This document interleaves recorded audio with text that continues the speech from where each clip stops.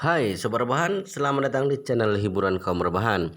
Admin akan membacakan kelanjutan sebuah cerita novel yang sangat seru, yang sangat menarik, yang sangat menghibur, yang sangat layak untuk diikuti dari awal hingga akhir. Sebuah cerita novel yang berjudul The Story of Yi Chen. Tetapi sebelum melanjutkannya, pastikan kalian sudah subscribe channel ini dan aktifkan lonceng notifikasinya agar tidak ketinggalan jika admin upload video terbaru. Jika kalian menyukai cerita seperti ini, jangan lupa like, jika berkenan share juga ke teman-teman lainnya agar teman-teman lainnya juga mendapatkan informasi dan hiburan di channel ini. Baik, kita lanjutkan di bab ke 3483. Pada saat ini, Ratu berkata kepada putra mahkota Philip dengan sangat serius, "Philip, aku akan merekomendasikan obat oriental yang sangat ajaib kepadamu dan Ratu. Nama obat ini adalah pil permajaan." Begitu kata-kata ini terlontarkan, bukan hanya Philip yang tercengang, bahkan orang lain di sampingnya yang tidak berbicara juga sangat terkejut.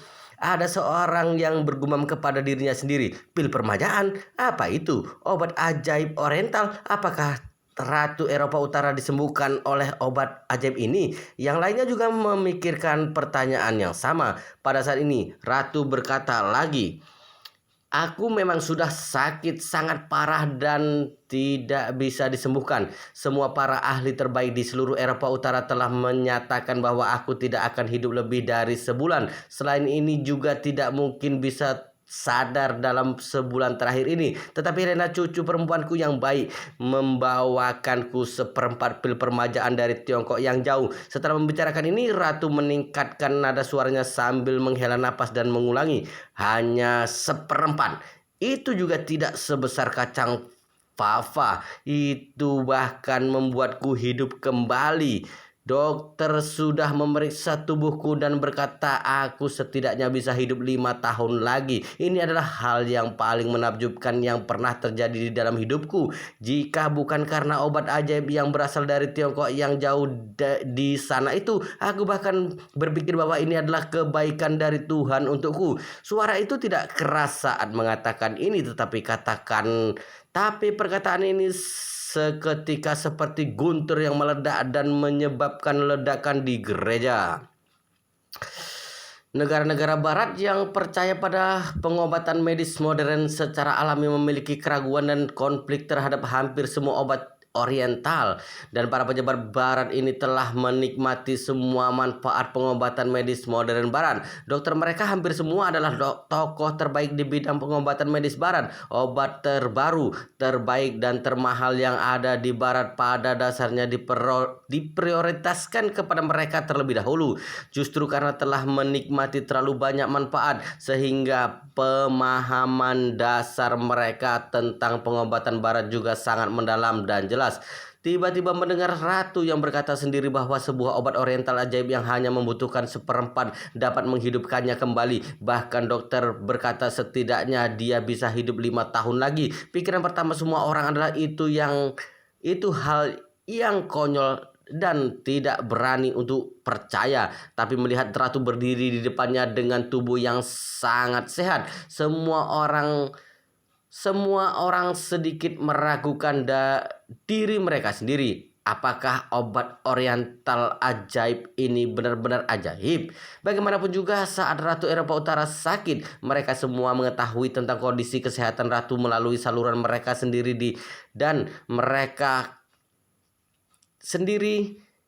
dan mereka semua tahu bahwa kondisi Ratu sudah tidak ada harapan lagi berdasarkan pengobatan barat dan tidak mungkin bisa melewati rintangan ini. Tapi sekarang Ratu berdiri dengan sehat di sini. Ini merupakan bukti terbaik bahwa dia tidak berbohong. Putra mahkota Philip bertanya dengan penasaran, "Yang mulia, aku ingin tahu pil permajaan yang kamu sebutkan tadi. Obat itu bisa menyembuhkan penyakit apa?" Ratu berkata dengan sungguh-sungguh, "Philip, pil permajaan adalah obat ajaib. Tentu saja bisa menyembuhkan penyakit apa saja." Putra mahkota Philip berkata dengan canggung, Tapi logika ini tidak ilmiah. Kita semua tahu bahwa dalam pengobatan modern, sebagian besar obat adalah obat khusus untuk mengobati penyakit khusus. Tentu saja ada juga beberapa obat yang dapat mengobati berbagai penyakit, seperti aspirin yang disebut sebagai obat mujarab. Tetapi aspirin juga tidak bisa menyembuhkan semua penyakit. Perkataan putra mahkota Philip memicu persetujuan orang lain karena dalam bawaan persepsi mereka tidak mungkin ada satu jenis obat yang bisa menyembuhkan semua penyakit. Pada umumnya yang bisa mengatakan hal seperti ini adalah seorang penyihir atau seorang penipu. Ratu menghadapi pertanyaan putra mahkota Philip. Dia tersenyum dan berkata dengan ringan, "Philip, aku tahu kamu percaya dengan sains dan pengobatan modern. Bukankah dulu aku juga sama sepertimu?" Setelah mengatakan itu, Ratu menghela napas dan berkata dengan emosional, "Apakah kamu tahu betapa menyakitkannya saat aku sakit parah? Semua orang benar-benar mengira aku telah kehilangan kesadaran dan sudah koma. Bahkan tim medis terbaik di keluarga kerajaan kami memberikan hasil yang sama setelah melakukan pengujian dengan peralatan terbaik. Tetapi apakah kamu tahu apakah aku sebenarnya tidak koma sama sekali?" Saat semua orang mendengar ini, mereka bahkan lebih heran. Putra mahkota Philip tertegun. Setelah beberapa saat dia baru bertanya dengan terkejut, Kamu tidak koma? Tapi kabar yang kami terima mengatakan bahwa kamu telah mengalami koma parah selama berhari-hari. Jadi, maaf yang mulia, aku tidak mengerti maksudmu." Ratu berkata dengan serius, "Begini, dunia luar mengira aku koma karena tubuhku berhenti merespon terhadap apapun. Tapi sebenarnya tubuhku benar-benar di luar kendali kesadaranku. Kesadaranku masih berfungsi normal di otakku. Aku bisa berpikir, mengingat dan juga bisa mendengar suara di sekitarku. Tapi aku seperti disegel oleh iblis. Aku tidak bisa mengendalikan bagian manapun dari tubuhku. Bahkan aku tidak bisa membuka mataku." Setelah itu Ratu berkata dengan ekspresi ketakutan, "Perasaan seperti itu bahkan lebih tidak berdaya dan menyakitkan daripada berada di neraka." Saat semua orang di sekeliling mendengar ini, raut wajah mereka penuh ketakutan. Mereka juga berpikir bahwa suatu saat nanti mereka mungkin akan sakit. Mungkin mereka akan sakit parah atau bahkan meninggal dunia. Tapi mereka tidak pernah berpikir bahwa orang akan mengalami kesepian dan rasa sakit seperti itu sebelum meninggal. Bukankah itu akan membuatnya menjadi orang yang paling kesepian di dunia ini? Saat ini Ratu berkata dengan penuh emosional, "Pengobatan barat yang sangat kalian percayai selama bertahun-tahun juga merupakan pengobatan barat yang aku percayai bertahun-tahun yang lalu. Saat paling kritis di dalam hidupku, aku tidak bisa menilai keadaanku saat itu. Jadi apakah kamu masih berpikir pengobatan barat adalah yang terbaik dan tercanggih?" Ekspresi semua orang sangat terkejut dan tidak bisa berkata apa-apa. Philip juga terkejut dan bergumam dengan ketakutan. Jadi orang-orang vegetatif yang kita pikir mati otak kemungkinan besar berada dalam keadaan seperti ini juga, dan kemungkinan besar kesadaran mereka juga selalu hidup, kemudian hidup dengan kesepian di dalam tubuhnya sendiri selama bertahun-tahun, bahkan belasan tahun.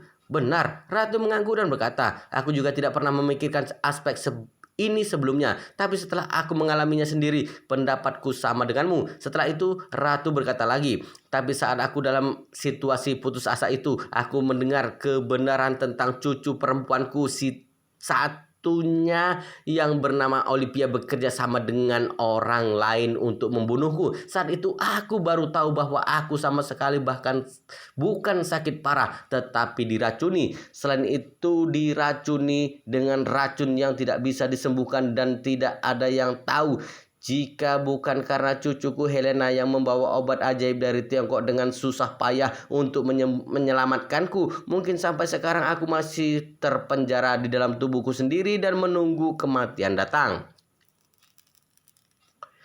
Mendengarkan hal ini, banyak orang menjadi yakin dengan kata-kata Ratu.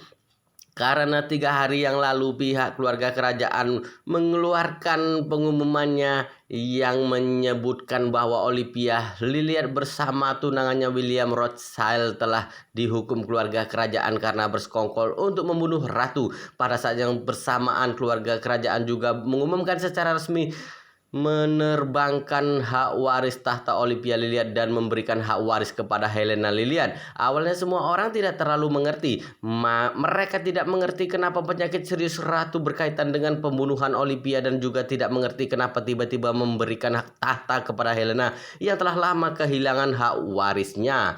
Sekarang mereka akhirnya merangkai ini semua menjadi satu.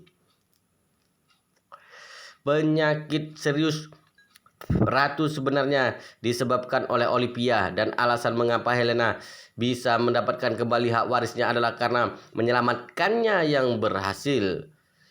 Penyelamatannya yang berhasil. Saat ini Ratu terus berkata, mengenai kenapa aku sangat percaya kepada obat oriental ini adalah karena saat aku meminum obat oriental itu, kesadaran untuk mengendalikan tubuhku segera pulih dan efek samping racun akibat keracunan jangka panjang bisa menghilang dalam sekejap. Bagiku saat itu seperti pergi dari neraka ke surga. Membicarakan hal ini, Ratu menatap Philip dengan ekspresi datar dan bertanya, "Philip, setelah mendengar perkataanku ini, apakah kamu masih percaya dengan pengobatan barat?" Philip berkata dengan ekspresi kosong, Aku juga tidak bisa mengatakan apa-apa, meskipun aku tidak bermaksud untuk meragukanmu, tapi aku masih merasa semua ini benar-benar tidak masuk akal. Aku masih belum bisa menerima untuk sementara waktu." Ratu tersenyum tipis dan berkata, "Tidak masalah, keajaiban ini seperti mukjizat pada umumnya, hanya bisa dipercaya saat sudah mengalaminya sendiri." Setelah itu, Ratu tersenyum pengertian dan berkata dengan ekspresi sukacita, "Atau mungkin ini berarti bahwa aku lebih disayang Tuhan daripada kalian semua. Yesus pernah berkata bahwa hanya mereka yang percaya yang bisa menyaksikan mukjizat." Saat ini seorang pria tua dari anggota keluarga kerajaan berseru dengan penuh semangat dan bertanya, "Yang mulia, jika seperti yang Anda katakan tadi bahwa di dunia ini ada obat oriental yang begitu ajaib, maka aku akan memohon kepadamu dengan berani, bisakah Anda memberiku seperempat atau menjualnya kepadaku? Istri tercintaku sedang sakit parah dan dokter berkata dia hanya punya waktu setengah tahun." Ratu menggelengkan kepala dan berkata dengan meminta maaf, "Maaf, Marpern. Helena hanya membawa pulang seperempat pil permajaan saja. Meskipun aku sangat ingin membantumu, tetapi aku juga tidak bisa membantu banyak."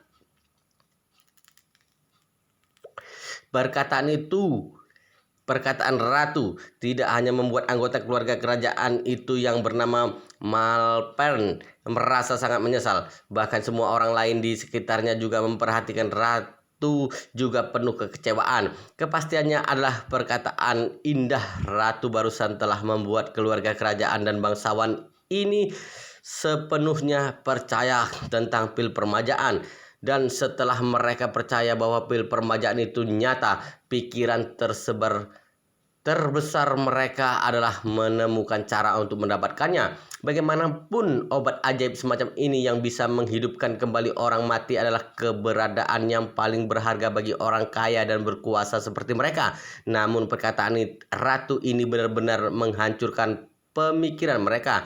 Tapi begitu teringat bahwa pil permajaan dapat mengendalikan hidup dan mati, dengan segera ada orang yang bertanya dengan enggan, "Yang mulia, aku ingin bertanya bagaimana Putri Helena bisa menemukan pil permajaan itu. Bisakah merepotkannya untuk memberitahuku saluran dan caranya? Aku akan memikirkan caranya sendiri." Benar. Begitu yang lainnya mendengar ini, mereka juga segera sadar dan berkata dengan cepat, "Yang mulia, aku juga sangat ingin tahu di mana Putri Helena membeli obat ini. Jika memungkinkan, aku juga ingin membeli beberapa untuk disimpan sebagai cadangan." Orang yang berbicara ini adalah bangsawan besar dari Inggris. Keluarganya tidak hanya memiliki gelar dan wilayah turun-temurun, tetapi perubahan perbisnisan dalam beberapa tahun ini juga sangat sukses dan kekayaan bersihnya lebih dari 10 miliar euro. Orang ini merasa bahwa keluarga kerajaan di Eropa Utara tidak memiliki banyak aset. Terlebih lagi Helena. Jika Helena mampu membeli pil permajaan ini, maka dia juga bisa dan mampu membelinya lebih banyak. Saat mendengar pertanyaan orang-orang ini, Ratu tertawa dan berkata, "Semuanya, kalian telah memikirkan hal ini dengan terlalu sederhana. Jika obat ini bisa dibeli di satu tempat dan harganya ditandai dengan jelas, maka aku akan menghabiskan semua aset keluargaku untuk membeli lebih banyak lagi." Membicarakan ini, ekspresi Ratu juga berubah menjadi serius dan mendesak. Intinya tidak ada tempat untuk bisa membeli obat ajaib ini. Helena bisa mendapatkannya itu sepenuhnya karena takdir. Jadi, jika kalian ingin menemukan obat ini, maka hanya bisa berharap kepada takdir. Takdir. Setelah mendengar perkataan ini, semua orang saling menatap satu sama lainnya. Orang-orang yang bisa hadir di sini adalah orang yang cerdas. Meskipun mereka berbicara tentang Tuhan setiap hari, tetapi nyatanya mereka semua sangat materialis di dunia ini. Harus diketahui, nenek moyang sekelompok orang ini adalah bajak laut yang memegang kitab suci di tangan mereka dan mengendarai kapal untuk membakar, membunuh, dan menjarah di sepanjang pantai Eropa, atau dengan kitab suci di pelukannya, kemudian menggunakan opium dan meriam untuk mengusir penjajah dari negara lain. Bahkan ada yang ke benua Afrika dengan membawa kitab suci dan langsung menangkap orang dewasa yang masih hidup untuk dijadikan budak. Guys, bukan bermaksud sara, hanya bahan cerita saja. Jangan hujat Mimin ya. Jadi sekelompok orang ini sama sekali tidak percaya dengan takdir. Kemudian ada seseorang yang berkata, "Putri Helena akan segera masuk. Bisakah aku bertanya dengan detail kepadanya tentang pil permajaan sebelum penobatannya?" Benar. Yang lainnya juga terinspirasi dan semuanya menunggu kemunculan Helena dengan tidak sabar. Dan saat ini Helena akhirnya memasuki katedral kota Osu. Menurut prosedur upacara penobatan, Helena harus berada di depan panggung gereja terlebih dahulu dan baru duduk. Kemudian uskup agung yang akan memimpin upacara penobatan berikutnya. Jadi dia berjalan melewati karpet merah yang bersih dan lurus selangkah demi selangkah dan ditemani oleh beberapa pelayan. Dan orang-orang yang dilewatinya juga berdiri satu persatu memberi hormat dan bahkan bertepuk tangan untuknya. Tapi saat Helena berjalan sampai beberapa barisan paling depan, orang-orang di sekitar satu persatu menoleh dan bertanya, "Putri Helena, dari mana kamu mendapatkan pil permajaan itu?" "Iya, Putri Helena, bisakah memberikan kami sedikit kebocoran informasinya?" Helena terkejut saat dia tiba-tiba melihat neneknya yang tersenyum kepadanya di kerumunan orang. Dengan segera dia mengerti penyebabnya. Jadi dia mengambil kesempatan di mana tidak ada media di samping yang mengambil gambar dan berkata, "Semuanya, aku mendapatkan pil permajaan dari Tiongkok. Obat ajaib ini sangat jarang ada. Bahkan di Tiongkok juga tidak banyak orang yang mengetahui keberadaannya. Jika kalian ingin menemukannya, hanya bisa mengandalkan kesempatan dan keberuntungan kalian. Kalian tidak bisa membelinya dengan mengandalkan uang. Setidaknya di depan mata juga tidak bisa membelinya. Aku hanya bisa mengungkapkan sebanyak itu." Setelah itu dia berjalan melewati semua orang dan langsung berjalan ke panggung. Orang-orang di bawah satu persatu sedang bergumam, Tiongkok memiliki populasi lebih dari 1 miliar. Bagaimana aku bisa tahu siapa yang memiliki pil permajaan? Itu Tiongkok sangat besar. Luas daratannya tidak jauh berbeda dengan seluruh Eropa. Di mana baru ada pil permajaan? Di mana baru ada pil permajaan? Bagaimana baru bisa menemukan pil permajaan? Untuk sementara waktu, pikiran orang-orang yang duduk di beberapa barisan paling depan ini ditempati oleh pil permajaan. Mereka hanya ingin tahu sebenarnya bagaimana caranya untuk bisa mendapatkan pil permajaan ini. Dengan segera upacara penobatan Helena telah dimulai. Saat ini para media juga mulai mengirimkan sinyal video siaran langsung ke seluruh dunia. Upacara penobatan kerajaan sangat agung dan megah, ditambah Helena yang sangat mempesona seperti mutiara dan sangat memukau semua penonton di depan TV. Tapi tidak tahu kenapa para tamu dan penonton yang duduk di beberapa barisan depan satu persatu terlihat khawatir dan sibuk dengan pemikirannya sendiri, selalu dalam keadaan aneh dan linglung. Saat ini mereka hanya memikirkan satu hal, yaitu bagaimana cara mendapatkan pil permajaan yang misterius dan ajaib itu. Sementara itu di pantai barat Amerika, Lai Qinhua, seorang master Feng Shui yang terkenal di seluruh Amerika Utara, juga melakukan panggilan pertama untuk mempromosikan pil permajaan untuk Yi Chen. Panggilan ini dia menelpon ke sahabatnya. Temannya ini juga sudah berusia lebih dari 90 tahun saat ini, sama seperti Mai Chengxing. Sejak Lai Qinhua meninggalkan Gunung Yeling dan kembali ke Amerika, dia sangat penasaran bagaimana Lai Qinhua bisa berubah menjadi 20 tahun lebih muda. Tapi Lai Qinhua selalu memberitahunya bahwa rahasia itu tidak boleh diungkapkan. Tidak peduli bagaimana dia bertanya, dia juga tidak akan mengatakan sepatah kata pun. Ada beberapa kali dia hampir marah dengannya, bahkan mengancam akan memutuskan hubungan dengannya. Tetapi Lai Qinhua tidak membocorkan sepatah kata pun. Alasan kenapa Lai Qinhua tidak mengatakan apapun juga karena dia benar-benar tidak berdaya. Dia sendiri adalah orang yang setengah mengetahui takdir, dan dia tahu bahwa temannya ini tidak memiliki takdir itu.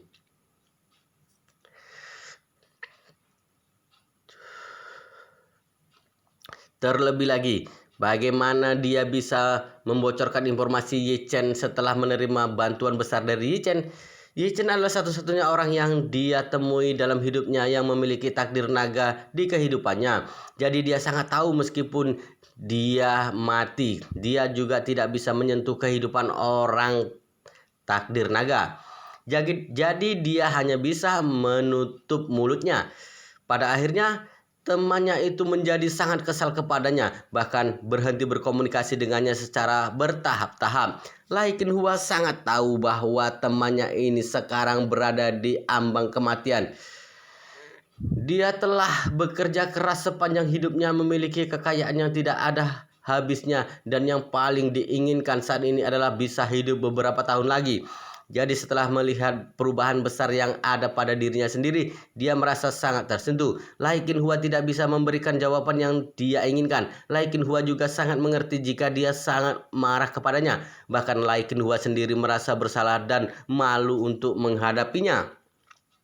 Namun akhirnya sekarang Lai Qinhua bisa mengungkapkan berita itu. Jadi hal pertama yang dia ingat adalah temannya ini. Teman Lai Qinhua bernama Pei Jianzhong. Pei Jianzhong menyelundup ke Amerika untuk merantau pada usia 18 tahun. Sampai pensiun pada usia 80 tahun, dia telah menciptakan bisnis kerajaan setidaknya senilai 400 miliar dolar Amerika Serikat dan merupakan keberadaan legendaris di seluruh perkumpulan Tiongkok di Amerika Utara. Tapi orang ini tidak meninggalkan jejak sedikit pun di daftar Forbes. Dia adalah orang super kaya tersembunyi yang sering dibicarakan oleh masyarakat kalangan atas di barat. Sebagian besar kekayaan yang didapat dihitung dalam daftar Forbes adalah pendiri dan pemegang saham utama dari beberapa perusahaan yang terdaftar, dan hanya aset orang-orang seperti itu yang sulit untuk disembunyikan. Misalnya Bill Gates yang mendominasi orang terkaya di dunia untuk waktu yang lama karena Microsoft-nya telah memilih untuk go public, maka sebagian besar informasi keuangan Microsoft terus diungkapkan ke dunia luar dan nilai pasar perusahaannya dapat diperiksa kapan saja oleh pasar keuangan. Selain itu, pasar keuangan juga secara terbuka mengungkapkan berapa banyak saham yang dipegang oleh Bill Gates di Microsoft. Jadi bisa menggunakan perhitungan sederhana untuk mengetahui berapa nilai saham Microsoft di tangannya. Selain itu, jumlah perusahaan yang terdaftar atas namanya pada dasarnya adalah informasi publik. Cari tahu perusahaan-perusahaan itu, hitung satu persatu dan paling terakhir jumlahkan totalnya. Itu merupakan perkiraan nilainya. Soal seperti ini tanpa Forbes, siapapun yang tahu matematika sekolah menengah juga bisa menghitungnya. Namun masih banyak orang kaya yang tidak terlihat di dunia ini. Meskipun mereka memiliki bisnis yang tidak terhitung jumlahnya, tapi tidak akan ada perusahaan yang akan memilih untuk go public. Alasan mereka tidak go public adalah tidak ingin membiarkan dunia luar mengetahui identitas dan kekayaannya. Karena begitu perusahaan memilih untuk tidak go public, maka mereka tidak berkewajiban untuk mengungkapkan pendapatannya kepada dunia luar, sehingga dunia luar sama sekali tidak tahu berapa nilai perusahaan tersebut. Terlebih lagi, kebanyakan mereka telah menyebarkan perusahaan mereka di beberapa wilayah lepas pantai di seluruh dunia. Perlindungan informasi perusahaan di tempat ini sangat kuat sebanding dengan bank Swiss. Jadi tidak ada yang mengetahui berapa banyak kekayaan yang mereka miliki. Pei Jianzhong kenal dengan Lai Qinhua saat masih muda dan hubungan pertemanannya sudah berlangsung selama lebih dari 60 tahun. Dan alasan mengapa Pei Jianzhong bisa berjalan lancar di bidang bisnis selain usaha dan kemampuannya sendiri, itu juga karena bimbingan Lai Qinhua. Dalam puluhan tahun terakhir dunia telah mengalami banyak perubahan besar. Setiap kali mewakili peluang yang besar, hampir terkecuali Pei Jianzhong bisa mendapatkan bonus. Ini membuat hubungannya dengan Lai Qinhua semakin dekat. Pei Jianzhong berjuang sampai berusia 80 tahun dan baru pensiun. Setelah dia berusia 80 tahun, dia mencari di seluruh dunia untuk mengejar umur yang panjang. Dia meminta umur panjang bukanlah tahayul, tapi pencapaian dalam hidup ini terlalu cemerlang. Jadi dia benar-benar enggan pergi dan tidak ada keberanian untuk menghadapi kematian. Sebenarnya banyak pengusaha yang sukses seperti dia yang berusaha keras untuk mengejar umur yang panjang.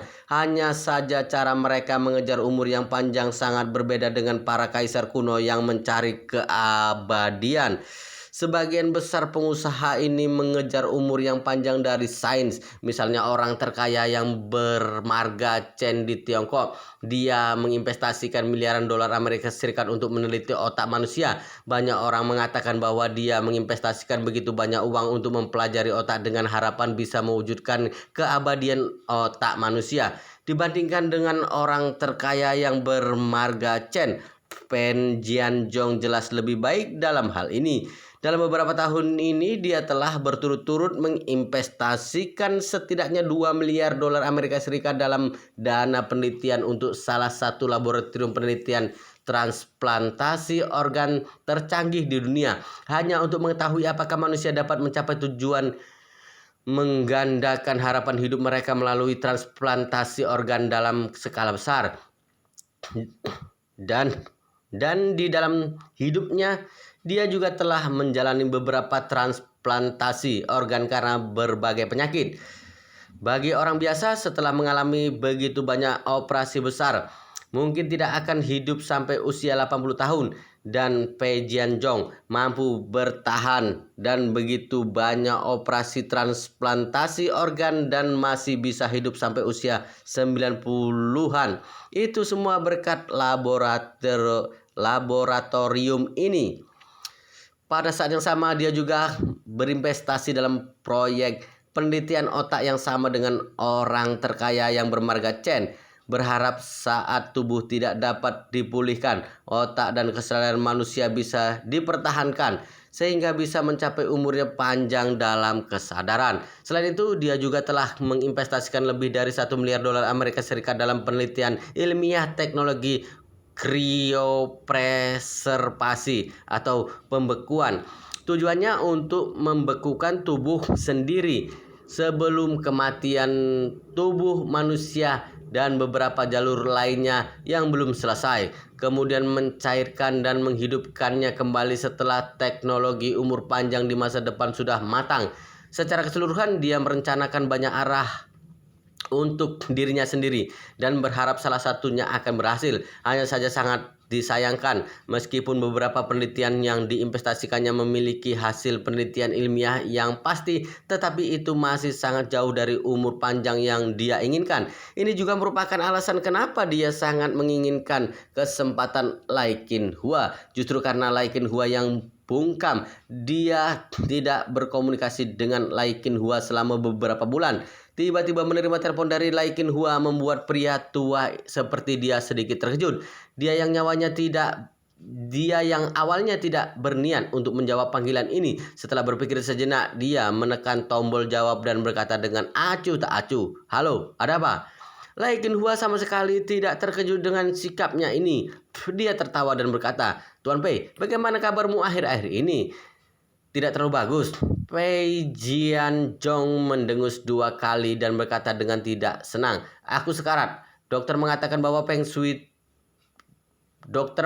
bahwa fungsi tubuhku sudah hampir sampai batasnya. Meskipun tidak ada penyakit apapun, mungkin aku akan segera mati dalam waktu tertentu. Tidak sepertimu, menemukan cara untuk bisa menjadi 20 tahun lebih muda, tetapi tidak ingin berbagi ke temannya yang sudah berteman selama 60 tahun. Lai Hua berkata dengan canggung, "Tuan Pei, aku tahu kamu menyalahkanku. Alasan kenapa aku tidak memberitahumu hal ini karena aku harus menepati janjiku." "Janjimu?" Pei Jianzhong bertanya dengan marah. "Apakah janjimu lebih penting dari temanmu yang sudah selama 60 tahun?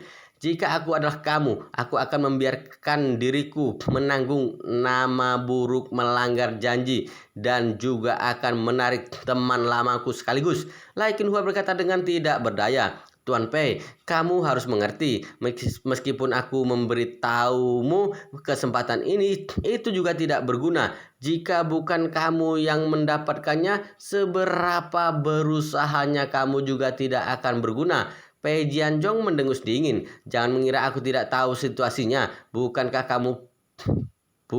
kamu pulang ke Tiongkok dan menunggu selama 4 tahun? Kesempatan yang kamu katakan itu pasti berada di Tiongkok. Jika kamu masih menganggapku teman, langsung beritahu aku siapa orang itu. Jika kamu memberitahuku siapa yang membuatmu lebih muda 20 tahun, aku akan segera mencarimu. Aku tidak percaya aku tidak bisa menaklukkannya."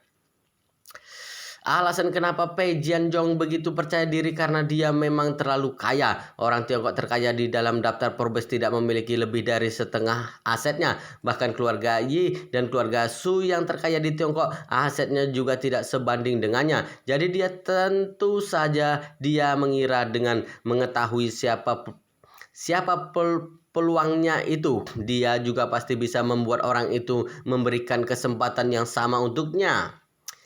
Lai Hua berkata dengan emosional, "Tuan Pei, ada beberapa orang yang memiliki nasib jauh lebih tinggi darimu. Di depan orang-orang seperti ini, kepercayaan dirimu bukanlah percaya diri, melainkan kesombongan." Setelah mengatakan ini, dia menghela napas dengan pelan dan berkata dengan tidak berdaya, "Sudahlah, aku tidak membicarakan hal ini lagi untuk menghindari makianmu. Bukankah kamu ingin mengetahui dari mana asal kesempatanku itu? Kalau begitu, aku akan memberitahukanmu informasi tentang itu." Pei Jianzhong yang ada di ujung telepon lain baru saja hendak memaki, tetapi begitu mendengar ini, dia segera menarik napas dalam-dalam dan bertanya dengan senang dan penuh semangat, Kamu sungguh bersedia memberitahuku?"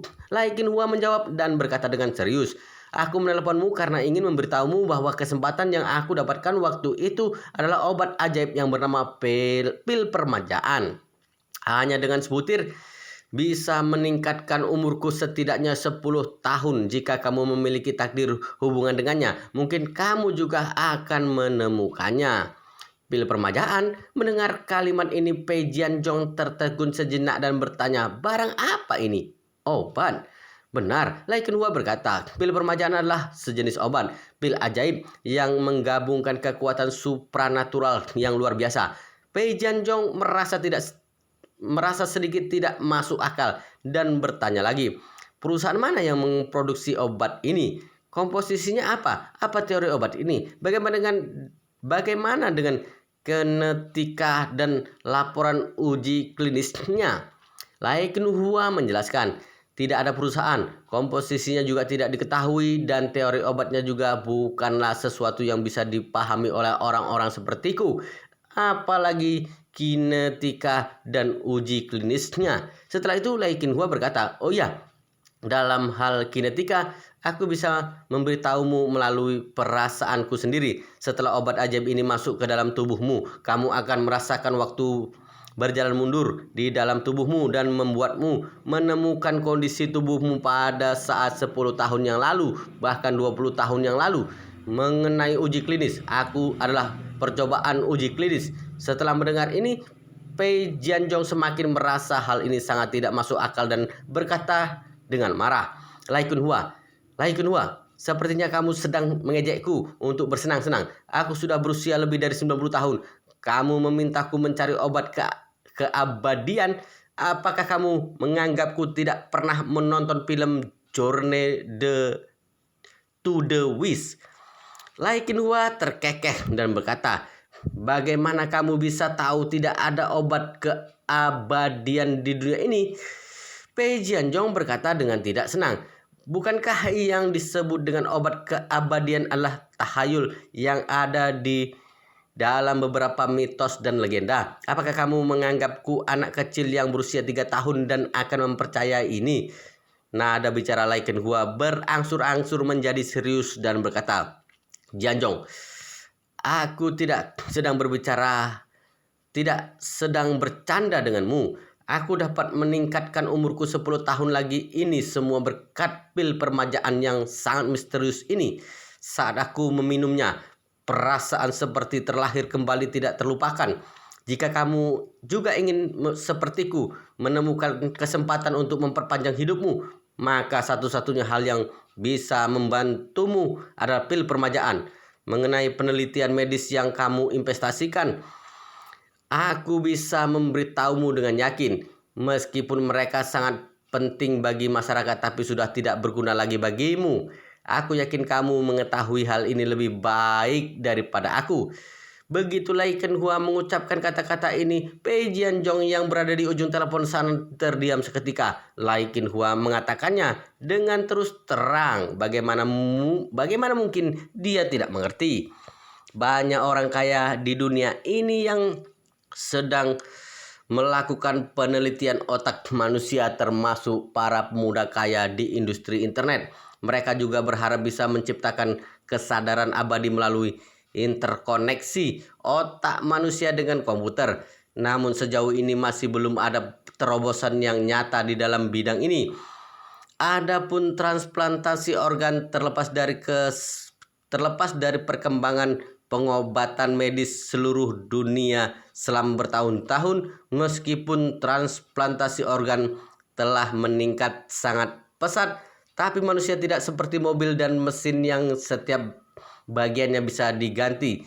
Jadi meskipun organ dapat tetap awet muda dengan transplantasi secara terus-menerus, tapi otak, tulang, pembuluh darah, dan saraf tidak bisa sepenuhnya diganti. Oleh karena itu, transplantasi organ dapat menyelamatkan hidup pasien saat organ tertentu atau beberapa organ sedang sakit, tapi sulit untuk memperpanjang hidup pasien. Dengan tubuh 100 tahun, bisa seperti apa jika memiliki jantung berusia 20 tahun? Kemungkinan besar pembuluh darah di seluruh tubuh menjadi sangat rapuh karena telah mencapai batas penggunaan. Kemungkinan besar hanya dengan sedikit detak jantung akan menyebabkan pendarahan otak dan kematian yang cepat. Jadi, jalan ini tidak bisa dilalui. Adapun teknologi kriopreservasi atau pembekuan itu bahkan lebih omong kosong. Sama sekali tidak ada kepastian untuk bisa dibangkitkan kembali setelah dibekukan selama bertahun-tahun. Metode ini sama dengan menunda masalah yang tidak diketahui dan diserahkan kepada masa yang akan datang untuk menyelesaikannya. Jika ada cara untuk membangkitkannya kembali di masa yang akan datang, maka akan membangunkannya dari pembekuan. Jika tidak ada cara untuk membangkitkannya di masa depan, maka kemungkinan akan terus dibekukan sampai akhir dunia. Justru karena tidak ada terobosan sesungguhnya dalam berbagai arah investasi, jadi Pei Jianzhong lebih berharap kepada kesempatan Lai Qinhua ini. Hanya saja dia tidak pernah menyangka bahwa rahasia Lai Qinhua akan terdengar begitu konyol. Namun, nada suara Lai Qinhua sama sekali tidak terdengar seperti sedang bercanda. Jadi dia menatapnya dan bertanya dengan serius. "Qinhua, kita berdua telah menjadi sahabat selama bertahun-tahun. Aku hanya ingin bertanya kepadamu, masalah ini, apa itu benar?" Lai Qinhua berkata dengan tegas. "Memang benar begitu." Pei Jianzhong bergumam dengan sangat ragu. "Ini bagaimana mungkin? Tidak mungkin ada obat yang bisa mencapai efek seperti ini." Lai Qinhua berkata, "Aku pikir ini mungkin adalah kebijaksanaan yang ditinggalkan oleh para leluhur tua." Pei Jianzhong berkata dengan serius, "Qinhua, sejujurnya aku sungguh tidak terlalu percaya." Setelah mengucapkan kata-kata itu, Pei Jianzhong bergegas menjelaskan, "Aku telah berinvestasi di banyak industri farmasi selama bertahun-tahun. Jadi aku memiliki pemahaman yang mendalam di bidang ini. Ada satu hal yang sangat aku sadari, yaitu pengobatan Tiongkok sudah tertinggal jauh di belakang pengobatan Barat. Tidak berbicara tentang yang lain, pengobatan Tiongkok telah berkembang selama bertahun-tahun tapi tetap belum bisa mendeteksi dan mengobati tumor yang ada di dalam tubuh. Cara mendiagnosis kanker di seluruh dunia semuanya telah mengandalkan teknologi pencitraan medis yang modern. Setelah mendeteksi penyakit langsung pada tubuh, apalagi sekarang yang cara yang manjur dan efektif untuk mengobati kanker, semuanya juga adalah pengobatan Barat. Operasi pembedahan, radioterapi, dan kemoterapi adalah pengobatan Barat. Aku telah menggunakan berbagai cara untuk mengecek setiap dokter pengobatan Tiongkok yang mengatakan bahwa mereka dapat menyembuhkan kanker, tapi akhirnya membuktikan bahwa mereka semua adalah pembohong. Ada lagi tentang transplantasi organ.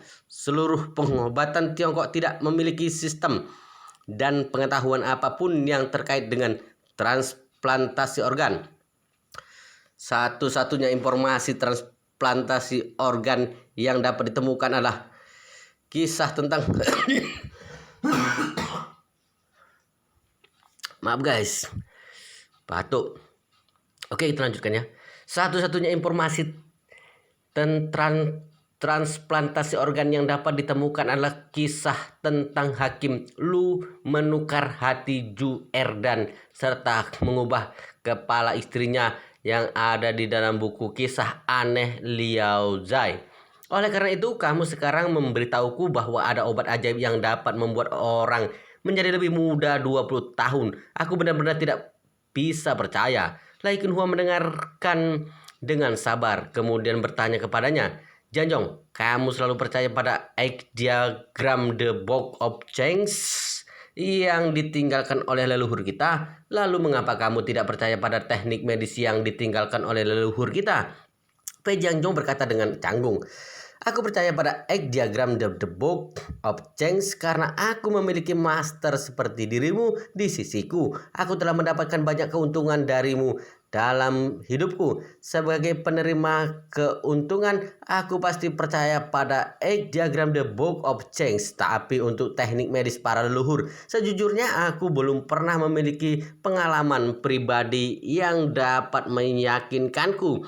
Lai Qinhua tersenyum tipis dan berkata, "Maka dari itu, aku mengatakan bahwa ini adalah kesempatan besar yang bagus. Pil permajaan bukanlah obat biasa. Itu bukan sesuatu yang bisa sembarangan didapatkan siapapun.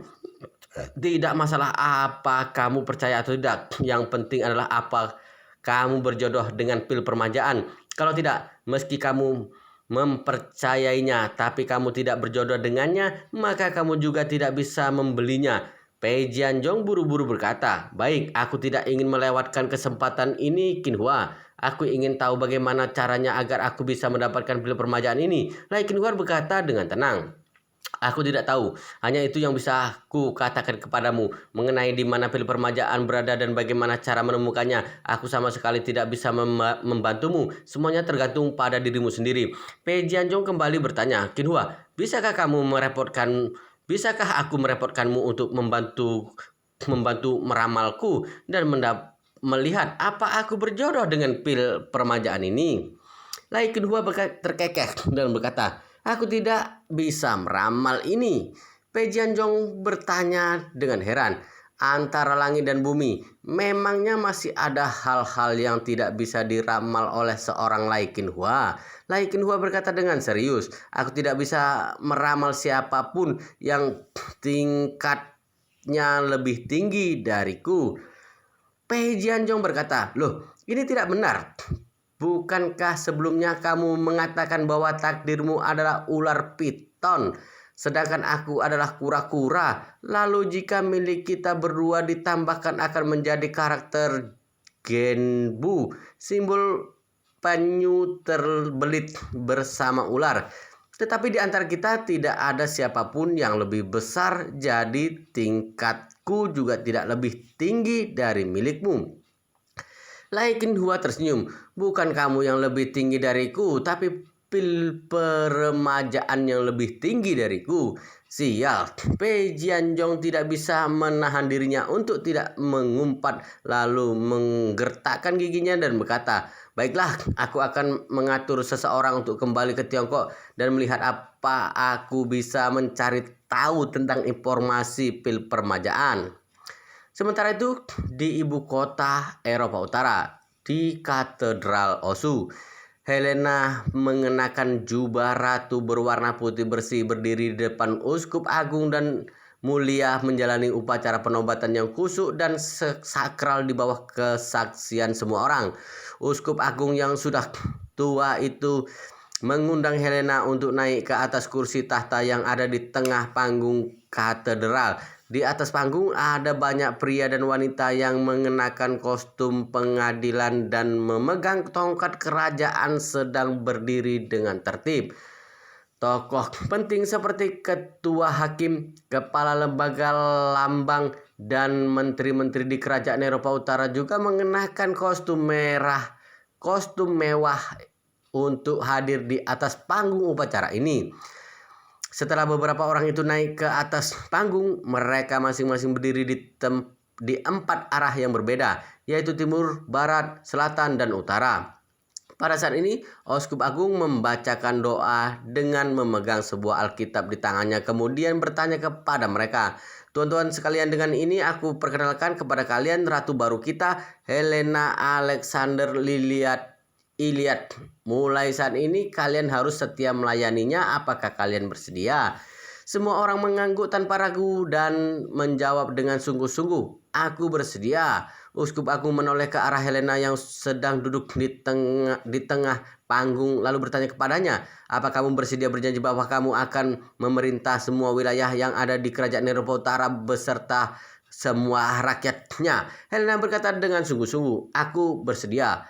Uskup Agung mengangguk dan bertanya lagi kepadanya, apa kamu bersedia menggunakan segala kekuatan dan kekuasaanmu untuk membuat hukum dan keadilan dapat ditegakkan dengan penuh kasih serta menilai semua keputusanmu dengan baik? Helena kembali berkata dengan sungguh-sungguh, aku bersedia. Uskup Agung bertanya, apa kamu bersedia melakukan semua yang kamu bisa untuk mempertahankan ajaran hukum? Apa kamu bersedia menggunakan kemampuan terbaikmu untuk menjunjung tinggi ajaran yang ditetapkan oleh hukum dan kuasa yang diberikan hukum pada uskup dan pendeta? Helena berseru tanpa ragu-ragu, aku bersedia mematuhi semua persyaratan di atas dan melakukan yang terbaik untuk memenuhi semua janjiku.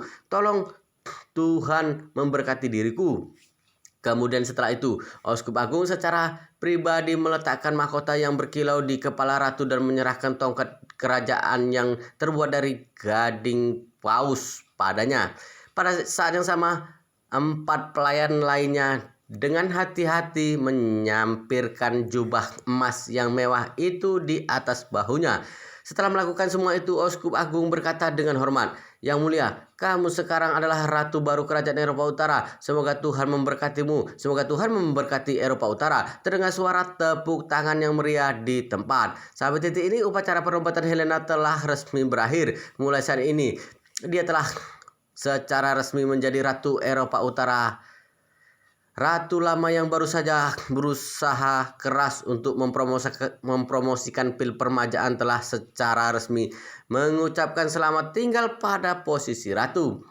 Helena yang sedang berada di atas panggung bagaikan bintang yang memegang bulan, tidak hanya bersinar tapi juga sangat indah. Dia memegang tongkat kerajaan di tangannya sambil tersenyum dengan penuh martabat dan wibawa, yang mana ini sangat tidak cocok dengan usianya yang masih 20-an. Penampilan yang tertenang inilah yang membuatnya telah memenangkan hati dari hampir semua orang.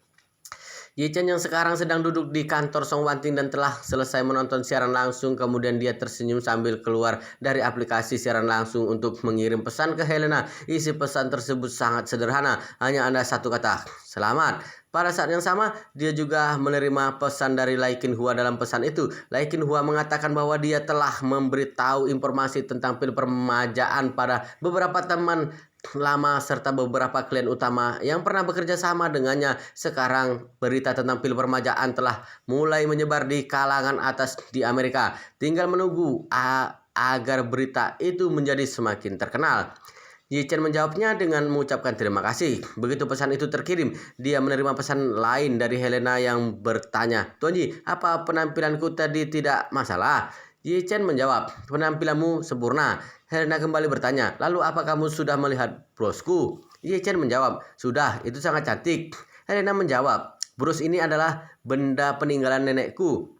Kebetulan sekali bentuknya daun yang cocok dengan arti margamu. Untuk huruf-huruf di atasnya, aku sendiri yang telah menempelkannya dengan berlian pecah." Ye Chen tidak punya pilihan lain selain menjawab, "Terima kasih, kamu sudah bekerja keras." Selanjutnya, Ye Chen mengubah topik pembicaraan mereka dan bertanya padanya, "Apa upacara penobatanmu sudah selesai?" Helena berkata, "Belum, sebentar lagi akan diadakan pesta perjamuan, tapi perjamuan itu tidak terbuka untuk umum, sehingga tidak akan ada siaran langsung dari media." Sesudah itu, Helena kembali mengirim pesan lagi, "Oh ya, Tuan Ye, nenek telah mempromosikan pil permajaan di depan para tamu. Tampaknya mereka sangat antusias dan menginginkan pil permajaan." Ye Chen tersenyum lebar. Dia memang menginginkan efek ini. Jika kali ini membuat rekor yang belum pernah terjadi sebelumnya, maka para konglomerat top dari Eropa dan Amerika adalah target terbaik. Selama mereka melakukan pekerjaan promosi dengan bagus dan bisa menarik perhatian mereka untuk datang ke Tiongkok, mereka pasti akan menghabiskan banyak uang untuk menawar pil permajaan. Ye Chen dan Helena masih mengobrol di WeChat. Baru kemudian Helena pergi ke pesta perjamuan. Ye Chen melihat bahwa waktu juga sudah menunjukkan jam 6 sore. Jadi dia berkata kepada Song Wanting dan Chen Jekai, "Pil permajaan sudah mulai dipromosikan di luar negeri. Aku percaya bahwa nanti pasti akan ada banyak orang yang sibuk mencari informasi tentang pil permajaan. Jadi, sebelum kalian selesai menyiapkan bahan resmi untuk promosi pelelangan, masalah ini harus dirahasiakan semaksimal mungkin agar mereka tidak campur tangan sebelum waktunya." Song Wanting dan Chen Jekai segera mensetujuinya. Ye Chen berkata pada mereka berdua lagi, "Aku mempunyai kesibukan lain yang harus aku lakukan akhir-akhir ini. Jadi aku akan merepotkan kalian berdua untuk melakukan urusan promosi pelelangan sesegera mungkin." Song Wanting bergegas berkata, "Master Yi, tenang saja. Wanting pasti akan berusaha sekuat tenaga untuk melakukan yang terbaik." Saat Chen Jekai melihat bahwa Ye Chen akan pergi, dia pun bertanya, "Tuan muda, kamu mau kemana? Aku akan mengantarmu pergi." Ye Chen mengangguk dan berkata, "Baik." Setelah mengatakan itu, dia berkata kepada Song Wanting, "Wanting, kami pergi dulu. Jika ada sesuatu yang terjadi, silakan hubungi aku melalui telepon." "Baik, Master Yi, aku akan mengantarmu." Ketika dia sudah masuk ke dalam mobil Chen Jekai, Ye Chen berkata kepadanya, "Tuan Chen, kamu antar aku pulang." "Baik, Tuan muda." Chen Jekai pun mengemudi mobil meninggalkan grup Song. Ye Chen teringat masalah tentang Wan Long Hall. Jadi dia berkata kepada Chen Jekai, "Tuan Chen, besok malam datangkan sebuah pesawat Concorde untukku. Aku berencana untuk pergi ke Timur Tengah. Chen Jiekai buru-buru bertanya, Tuan Muda, apa itu demi para tawanan Wan Longhol dan juga masalah markas? Iya, Ye Chen mengangguk dan berkata, jika aku langsung membuka mulut ingin meminta mereka melepaskan para tawanan dan meminta tanah markas, pihak mereka pasti tidak akan menyetujuinya dengan mudah. Jadi masih ada banyak detail dari masalah ini yang perlu dimediasi secara langsung. Chen Jiekai kemudian berkata, kalau begitu aku akan menemanimu ke sana nanti. Tidak perlu. Ye Chen berpesan, proses negosiasi harusnya akan sangat cepat. Aku hanya akan memakan waktu beberapa jam untuk terbang ke sana. Lalu setelah beberapa jam bernegosiasi, aku pun akan kembali dalam beberapa jam. Jadi aku bisa langsung pulang pergi di hari yang sama, sehingga kamu tidak perlu mengikutiku.